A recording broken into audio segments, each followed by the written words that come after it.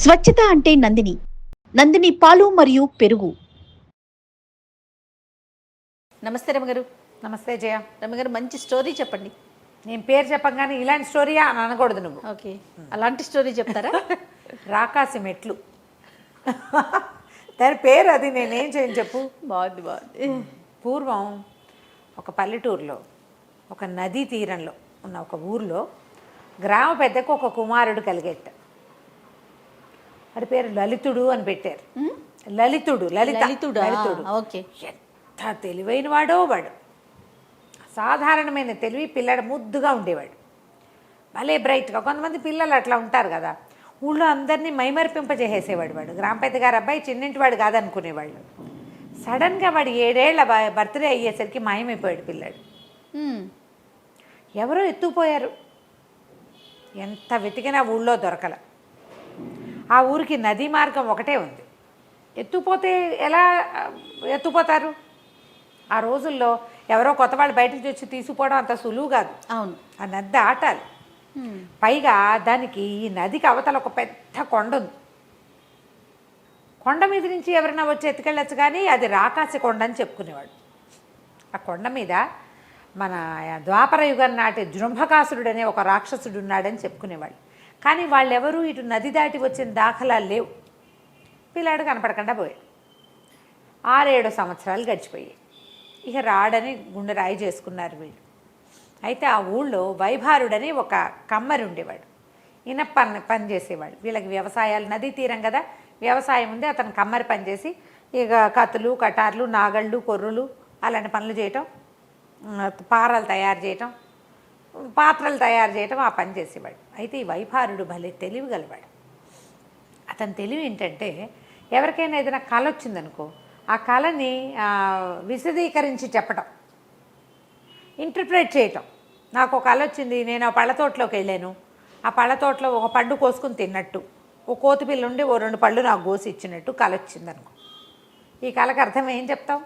వైభారుడు చెప్పేవాడు. వింత కళలకి అర్థం చెప్పడంలో నెంబర్ 1 వాడు. ఆ ఊళ్ళో అతనికి తెలియకుండా ఏది జరిగేది కాదు. ఇది లలితుడు అంటే మహాముద్దుగా ఉండేది. పిల్లాడు కాస్త మాయమైపోయాడు. ఇతను పని చేసుకుంటుంటే కుర్రాడు వచ్చి కూర్చునేవాడి దగ్గర. సరే, ఆ వైభారుడికి ఒకనాటి రాత్రి ఒక కళ వచ్చింది. తెల్లవారుజామున, రాత్రి ఏం కాదు, తెల్లవారుజామున ఒక తెల్లటి గుర్రం ఎక్కి లలితుడు తన దగ్గరికి వచ్చినట్టు వచ్చి పలకరించాడు కల్లో. ఏరానైనా ఏమైపోయారా అంటే, నేను జృంభకాసురుడి దగ్గర నౌకరీ చేస్తున్నాను, నా నౌకరీ సమయం తీరిపోయింది, నన్ను వచ్చి తీసుకెళ్ళు అని చెప్పాడు. చెప్పేసరికల్లా మన ఈ వైభారుడు కల్లోనే తెలివిగా, నువ్వు ఇది నిజమేనని నాకేం గుర్తు, నువ్వు కల్లో కనపడ్డావు, నీ నౌకరీ అయిపోయింది అంటున్నావు, నేను నిన్ను తీసుకురావాలంటే నాకు గుర్తేముంది అన్నాడు. అనేసరికల్లా ఈ తెల్లటి గుర్రం ఎక్కాడు కదా లలితుడు, ఆ గుర్రం 2 కాళ్ళు ముందు కాళ్ళు ఎత్తి మొహం మీద దన్నింది. ఇదే నీ గుర్తని చెప్పాడు లలితుడు. ఓకే. తెల్లారు లేచి చూస్తే ఇతనికి మొహం మీద గుర్రపు గిట్టలాగా పొంగుంది, మొహం నెప్పెడుతోంది.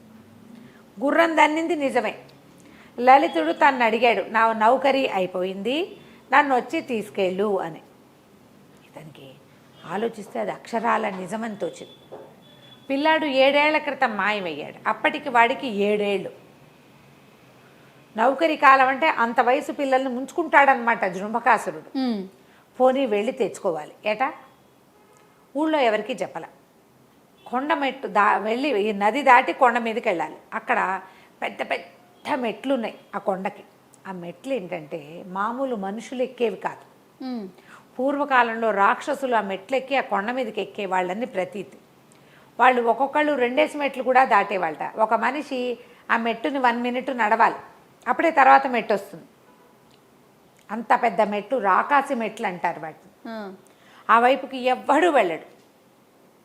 ఏదైనా చిన్న పొన్న రాళ్ళు కావాలంటే అందాక వెళ్ళి ఆ కొసలు కొట్టుకొచ్చుకుని తెచ్చుకుంటారు వీళ్ళు.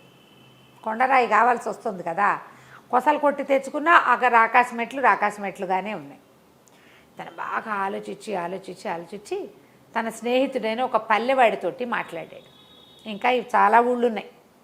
పల్లెవాడితో చెప్పేసరికల్లా పల్లెవాడు అన్నాడు, ఎందుకు నాదో తెప్ప ఉంది, తెప్పలో నిన్న మెట్ల దగ్గర వదిలిపెడతా. జృంభకాసురుడు అంటే ఖచ్చితంగా కొండలో ఉండాలి. పిల్లాడంతా క్లియర్గా చెప్పాడు కదా. అవును. అందుకని అక్కడికి వెళ్దాం పదన్నాడు. ఈయన ఒక తెంపరితనంతో బయలుదేరి వెళ్ళేటప్పుడు ఏం చేశాడు, నాగటి కొర్రు, ఈ నాగలికి ఇది ఉంటుంది కదా, అది ఇట్లా సన్న చువ్వలాగా ఉంది, ఆయన దగ్గర గట్టిగా ఉంటుంది, దాన్నే కొర్రుగా మలుస్తాడనమాట. అది భుజాన్ని పెట్టుకుని బయలుదేరాడు ఒక ఆయుధంలాగా. ఈ పల్లెవాడు ఏం చేశాడు, తీసుకుపోయి అక్కడ దాకా తీసుకెళ్ళి వదిలిపెట్టాడు. ఇతను అడిగాడు, ఒక కాళ్ళని పట్టుకుని వెళ్ళేంత వెర్రివాళ్ళం మనమే కదా అంటే, ఏమో నాకే తెలుసు, నువ్వు ఇక్కడ తీసుకురమ్మన్నావు తీసుకొస్తున్నా, ఎక్కేళ్ళు దిగిరా, ఈ పక్కన ఎక్కడైనా తిరుగుతూ ఉంటాను నేను, నీ దారి నువ్వు పొమ్మన్నాడు. ఆ కొండ దగ్గరికి వెళ్ళేసరికి చీకటి ఉయ్యారం, ఏదైనా తలుపు ఉందేమో చూడాలి, లేదా పైకి ఎక్కాలి. ఈ మెట్టు ఒక్కొక్క మెట్టు 1/2 నిమిషం నడిస్తే కానీ అవటం లేదు, అది అవును నిమిషాలు నడవాలి. మెల్లిగా మెట్లు ఎక్కటం మొదలుపెట్టాడు. ఎక్కగా భయంగా ఉంది, కానీ ఎక్కాడు. ఒక చిన్న కాంతి కిరణం లాంటిది కనపడుతోంది. బాగా దగ్గరికి వెళ్ళేసరికి ఇతనికి తెలిసింది అది ఉట్టి కిరణం కాదు, పెద్ద ద్వారం. ఆ ద్వారం దగ్గరికి వెళ్ళేసరికి మనం చీకట్లో మొదట చూస్తే ఏం కనపడదు మనకి, బాగా దగ్గరికి వెళ్ళేసరికి ఒక క్లారిటీ వస్తుంది. అవి ఎలా ఉన్నాయంటే కొన్ని ముఖాలు, ఒక మొహంలోకి ఒక మొహం ఇట్లా దూరిపోయినట్టుండి ఇలా ముఖాల వరసలాగా ఉంది, అన్నీ రాకాసి మొహాలు, వాటి కింద తలుపు ఉంది. ఆలోచించి తలుపు తోసాడు. తోసేసరికల్లా ఒక ద్వారపాలకుడు బయటకు వచ్చాడు. వాడు ఎంత ఎత్తున్నాడు, భయం వేసేలాగా. ఎవరు అన్నాడు. లలితుడి నౌకరీ తేదీ అయిపోయిందిట, తీసుకెళ్ళటానికి వచ్చాను అన్నాడు అని చెప్పాడు. చెప్పేసరికల్లా జృంభకాసురుణ్ణి చూస్తానన్నాడు. వాడిని చూస్తేనే ఇతనికి భయం వేసింది. ఆ నాగటి కొర్రు మాత్రం భుజం మీద పెట్టుకున్నాడు. సరే అడిగొస్తానన్నాడు. ఇది ఇక్కడ నుంచో బుద్ధి కాల, నడుద్దామనిపించింది. 4 అడుగులు వేస్తే ఒక పెద్ద బల్ల, దాని చుట్టూతా 9-10 అడుగుల ఎత్తున్న రాక్షసులందరూ చుట్టూతా కూర్చునున్నారు. పెద్ద మొహాలు, మిడిగుడ్లు, కోరలు, చిర్ర చుట్లు, వాళ్ళ బట్టలు కూడా విచిత్రంగా ఉన్నాయి. మెళ్ళో ఏవో చిట్టి పుర్రెల దండలు. కొంతమంది ఇట్లా వెనక్కి తిరిగి చూశారు. వాళ్ళ మొహాలు తన వైపు తిరిగేసరికి వెన్నులోంచి వణుకొస్తోంది. భయం వేస్తుంది, భయంగా ఉంటుంది కదా. పైగా ఒకడి మొహం తన 10 మొహాల సైజులో కనపడుతోంది ఇతనికి. సాధారణంగా మనిషి ఎంత ఎత్తుంటాడు, 5 నుంచి 6 మధ్యలో ఉంటాడు. ఇతను కొంచెం బలమైన వాడు, ఒక 6 అడుగులు ఉంటాడు. తనే పిపీలికల్లాగా కనపడుతున్నాడు, అతనికి చీమలా కనపడుతున్నాడు తను వాళ్ళ ముందు. ఇంతలో పెద్ద అడుగులు వేసుకుంటూ జృంభకాసురుడు వచ్చాడు. వాడు ఏకంగా ఒక 11 అడుగులు ఉన్నాడు. ఎవరు అని అడిగాడు. ఉరిమినట్టుంది ఆ శబ్దం. నేను వైభారుణ్ణి, మా గ్రామానికి చెందిన లలితుడు అనే పిల్లవాడికి నౌకరీ తేదీ అయిపోయింది, వాడిని తీసుకెళ్ళటానికి వచ్చాను అన్నాడు. లోపలికి రా అని పిలుచుకెళ్ళాడు. లోపలికి వెళ్ళాడు ఇతను. ఇంతమంది గుంపు కూర్చున్నారుగా రాక్షసులు, ఇలా పక్క నుంచి నడుచుకుంటూ లోపలికి తీసుకెళ్ళారు. పెద్ద గుహాంతర్భాగం, ఎంత పెద్దదో అది. గుహ లోపల ఉందన్నమాట. అక్కడి నుంచి అన్ని పక్కల కాగడాలు వెలుగుతున్నాయి. లోపల 100 మంది పిల్లలు ఉన్నారు. అందరూ 7 ఏళ్ల వాళ్ళు. అందరూ ఒకేలా ఉన్నారు. ఆకుపచ్చటి చొక్కాలు, లాగులు వేసుకుని ఉన్నారు. వీళ్ళల్లో లలితుడెవడో తీసుకుపో అన్నాడు. అందరినీ చూడడం మొదలుపెట్టాడు. ప్రతి మొహము ఒకేలా ఉంది, అన్ని మొహాలు ఒకేలా ఉన్నాయి. ఎట్లా గుర్తుపడతాడు? గుర్తుపట్టలేకపోయాడు. నువ్వు తీసుకెళ్తే తీసుకెళ్ళినట్టు, లేకపోతే అంతే, నువ్వు కూడా వెళ్ళవు. 100-200-300 మంది పిల్లల్లో తనకు కావలసిన పిల్లాడు, అది కూడా 7 సంవత్సరాల క్రితం తప్పిపోయిన 7 ఏళ్ల పిల్లాడిని గుర్తుపట్టగలరా ఎవరైనా? పిల్లాడేదో ముద్దు, మన పిల్లల మొహాలే మనకు సరిగ్గా గుర్తుండవు కొంతకాలం అయితే. అవును, మీ అమ్మాయికి ఇప్పుడు 15 ఏళ్ళు అనుకో, దాని 7 ఏళ్ల నాటి మొహాన్ని నువ్వు గుర్తు చేసుకోగలవా? చాలా కష్టం, ఫొటోస్ చూసుకోవాలి. గుర్తుపట్టలేకపోతున్నాడు. కానీ ఏమనిపించింది, పిల్లలంతా మిసమిసలాడుతూ బుగ్గలు బూరెలాగా బుగ్గలు తలతల్లాడుతూ ఉంటే ఏమన్నాడు, ఒక వాక్యం చెప్పాడు. చాలా ఆశ్చర్యంగా ఉందన్నాడు. ఏం ఆశ్చర్యం నీకు అన్నాడు జృంభకాసురుడు. అంటే ఇక్కడ ఎండ లేదు, వెలుతురు లేదు, అయినా కూడా పిల్లలు భలే నవనవలాడుతూ ఆరోగ్యంగా ఉన్నారే వీళ్ళంతా అన్నాడు. అనగానే అబ్బా బాగా కనిపెట్టావు, ఏది చెయ్యి అన్నాడు జృంభకాసురుడు. అనేసరికి ఇతను చెయ్యి చాపబోయాడు. జృంభకాసురుడు ఇట్లా చెయ్యి చాపితే పెద్ద తాడి చెట్టు మొదలంత చెయ్యి, దానికి రోకళ్ళంత వేళ్ళు. అసహ్యం పుట్టింది వీడికి, వైభారుడికి. ఏం చేశాడు, తన చెయ్యి ఇవ్వకుండా భుజం మీద నాగటి కొర్రు పెట్టుకున్నాడు కాదు, అది ఇట్లా అందించాడు. అందించంగానే అతను ఇట్లా పట్టుకుని దాన్ని ఇట్లా లాగి చేతికి చుట్టేసుకున్నాడు. అంటే చెయ్యిస్తే ఏమయ్యేది, అంతే సంగతి. అక్కడున్న పిల్లలంతా పక్క పక్క పక్క పక్క పక్క నవ్వారు. 300 మంది పిల్లలు నవ్వితే ఎలా ఉంటుంది. కానీ ఇతను ఆ పిల్లలందరికేసి చూస్తున్నాడు, వెర్రెత్తినట్టు నవ్వుతున్నారు అందరు. వాళ్ళల్లో నవ్వు లేని మొహం ఒకటి కనపడింది వాడికి. పిల్లలందరూ నవ్వుతున్నారు.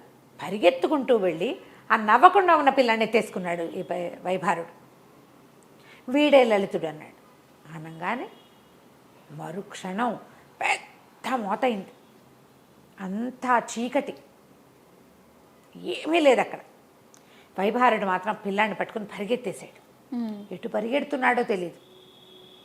పిల్లాన్ని మాత్రం వదిలిపెట్టలా, కావలిచ్చుకున్నాడు గట్టిగా. పరిగెత్తి పరిగెత్తి పరిగెత్తి పడిపోయాడు ఒక చోట. ఆ పడిపోయిన చోటును చూసుకుంటే తెలిసింది రాకాసి మెట్ల మొదలులో ఉన్నాడు అతను. ఓకే, బయటకు వచ్చేసాడు. లోపల కొండరాళ్ళు దొర్లిపోతున్న మోతలు ఎన్నైనాయో, కానీ ఇతను గబా గబా గబా గబా దిగేశాడు మెట్లు. పిల్లాన్ని ఎత్తేసుకుని దిగేసేసరికల్లా దూరంగా పల్లెవాడు తెప్ప మీద వచ్చాడు కదా, వాడి లాంతరు కనపడేసరికల్లా కేకలు పెట్టాడు. పల్లెవాడు పరిగెత్తుకుంటూ తోసుకుంటూ వచ్చేసాడు తెప్పని. ఈ కేక వినంగానే పిల్లాడు వచ్చాడని పల్లెవాడు అనుకోవాలి. దగ్గరికి వచ్చాక లైట్ వెలుతురులో వాడికి కనపడ్డాడు. 7 ఏళ్ల పిల్లాడు ఉన్నాడు. పిల్లవాడిని ఎత్తుకుని వైభారుడు అందులోకి ఎక్కేశాడు. తడ్లు వేసుకుంటూ మెల్లిగా వీళ్ళ ఊరు వైపుకి వచ్చేసాడు, ఇంటికి తీసుకొచ్చేసాడు. ఆ తర్వాత వాళ్ళకి నది పెరిగినట్టు రాకాసి మెట్లు కవర్ అయిపోయినట్టు కనపడేది. ఆ మెట్లు కనిపించేవి కాదు. ఓకే, ఇతను ఆ పిల్లాడిని గుర్తుపట్టడమే. అక్కడ ఉన్నది ఒక్క పిల్లాడే, అంతే, వీడొక్కడే ఉన్నాడు. మిగిలిన వాళ్ళంతా మాయ చేత చేయబడ్డవాళ్ళు. మరి ఈ పిల్లాడి తెలివితేటలకు తీసుకుపోయారో, ఎందుకు తీసుకుపోయారో వీడిని పట్టుకెళ్ళిపోయారు. ఆ తర్వాత నదీ తీరంలో ఎప్పుడు ఒంటరిగా పిల్లలు ఎవరు తిరగకూడదని ఒక శాసనం చేసుకుని లలితుడిని 7 ఏళ్ల పిల్లాడిగా ఉన్నవాడినే వాళ్ళు మామూలుగా పెంచుకున్నారు. వాడికి ఏం జరిగిందో ఏమీ గుర్తులేదు. కథ కంచికి మనం ఇంటికి. చాలా బాగుందండి. నమస్తే. నమస్తే.